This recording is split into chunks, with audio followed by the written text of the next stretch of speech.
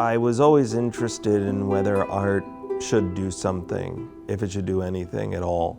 And so I went to art school to more or less assure myself and my parents that there would be a living, a kind of profession for me. And so I did a residency in Jordan, and I spent all my time studying the tents and the equipment of the Bedouin. The tents were set up differently every night in response to the way the wind patterns were moving through the desert. And when I got back to the United States that winter, back to Boston, I saw a homeless person sleeping underneath the vent of a building. And vent in French, you pronounce it vent, and it means wind. I immediately saw myself harnessing the warm air that was leaving those buildings to create inflatable shelters for homeless people.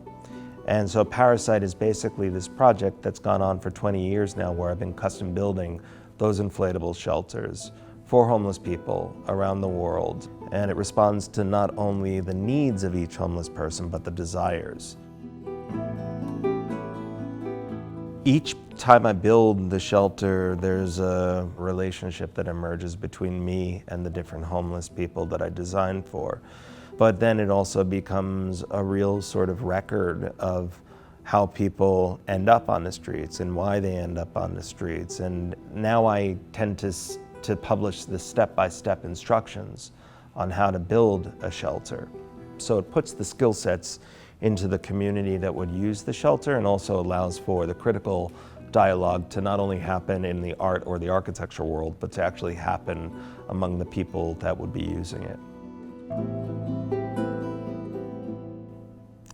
I grew up on Great Neck, Long Island, in my grandparents' house for the most part, with my parents who were living there as well. And my grandparents were Jews who left Iraq in 1946 and came to the United States. And so I grew up in a community that had a lot of kind of diverse representation of Jewish culture. So there were a lot of Ashkenazi Jews of Eastern European descent, and but I grew up in this house where all of the Jewish food was dishes like aruk and hasha, dishes that came from Iraq, but I associated them with a certain kind of Jewish upbringing that for me was what I would come to know as being very much a part of Arab culture, and not something that was steeped in what one would think is New York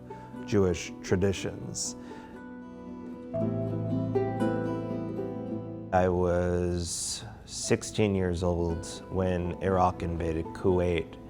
It was on the evening of the first airstrikes when my mother saw my brothers and I watching the green-tinted CNN images, and she said, you know, there's no Iraqi restaurants in New York. What she was telling me was that there was no Iraqi culture beyond oil and war that was visible in the United States. I remember approaching my mother and saying that we should do something, and that something was something as simple as teaching her Iraqi recipes as a form of resistance to this culture of war. It started out as workshops that we taught to different New York City public audiences. In Chicago, Enemy Kitchen has evolved to become a food truck.